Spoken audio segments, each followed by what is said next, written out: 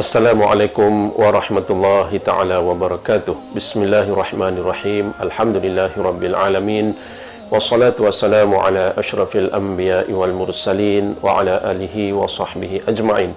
Rabbi shrah li sadri wa yassir li amri wahlul 'uqdatam min lisani yafqahu qawli. Amma ba'du. Para penonton yang mudah-mudahan dirahmati Allah sekalian, pertamanya saya mengucapkan syukur alhamdulillah kehadrat Allah Subhanahu wa taala. Marilah kita nyatakan kesyukuran kita kepada Allah pada malam ini adalah malam Hari Raya Aidil Adha.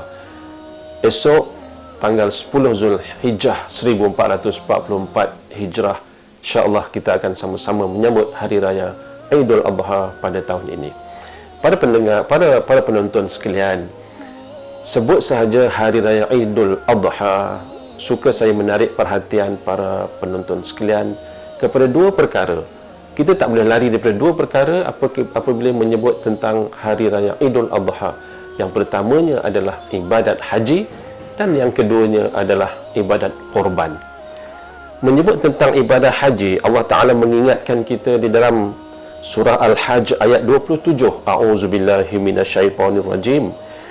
Wa azim fin nasi bil hajj ya'tuka rijala wa ala kulli dhamir ya'tina min kulli fajjin amiq. Allah Ta'ala menyebutkan di dalam ayat ini arahan daripada Allah agar Rasulullah mengajak umat manusia agar mengerjakan haji, dan umat manusia seluruh dunia akan berkunjung ke Baitullahil Haram untuk mengerjakan haji.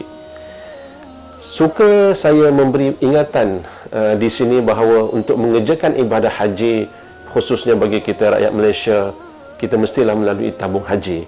Maka di sana ada beberapa langkah yang kita perlu sama-sama laksanakan untuk memenuhi keperluan untuk kita dapat mengerjakan ibadah haji bersama dengan tabung haji.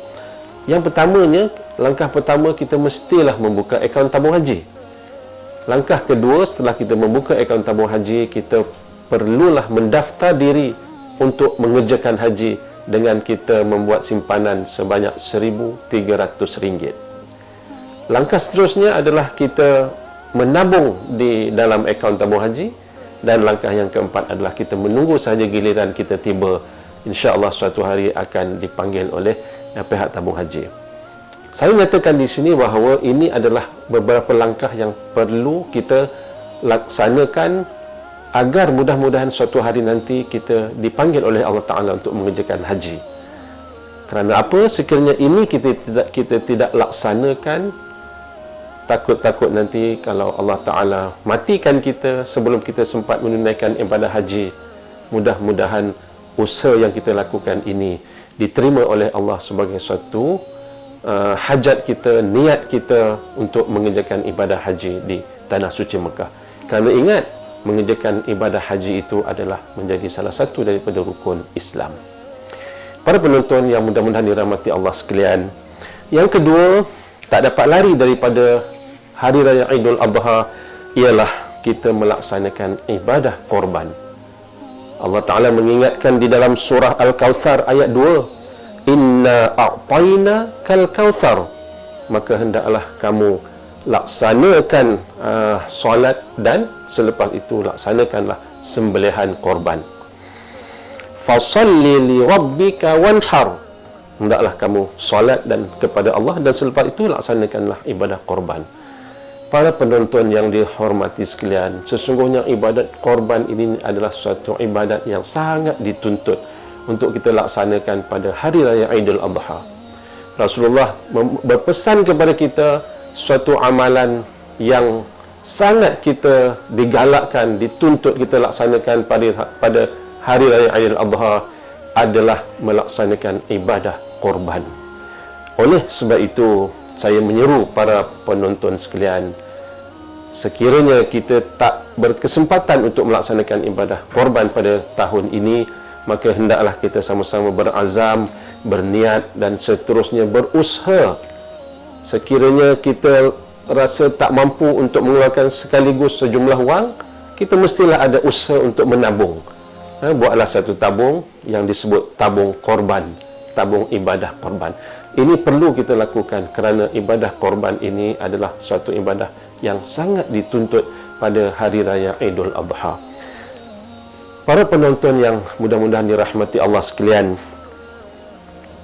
saya ingin menambah satu lagi ayat Al-Quran, iaitu daripada surah Al-Hajj ayat 37, di mana Allah Ta'ala menyebut, a'udzubillahi minasyaitanirrajim, la yanalallaha luhumuha wala dima'uha walakin yanaluhu at-taqwa minkum. Sesungguhnya ibadat korban yang kita laksanakan itu, dagingnya, darahnya tidaklah sampai kepada Allah Ta'ala, tetapi apa yang sampai kepada Allah Ta'ala ialah sifat taqwa dan juga sifat ikhlas sifat ikhlas kita dalam melaksanakan penyembelihan binatang korban itu. Oleh itu, saya menyeru para penonton sekalian, marilah kita berusaha, sekiranya tak berkesempatan tahun ini, untuk tahun depan kita laksanakan ibadah korban. Dan di samping itu, yang paling penting juga ialah laksanakanlah dengan penuh rasa takwa kepada Allah dan juga penuh rasa keikhlasan kerana Allah Subhanahu wa Ta'ala. Sekadar ini para penonton sekalian, ingatan untuk diri saya dan juga para penonton sekalian.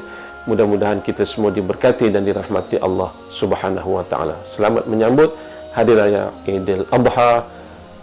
Wassalamualaikum warahmatullahi taala wabarakatuh.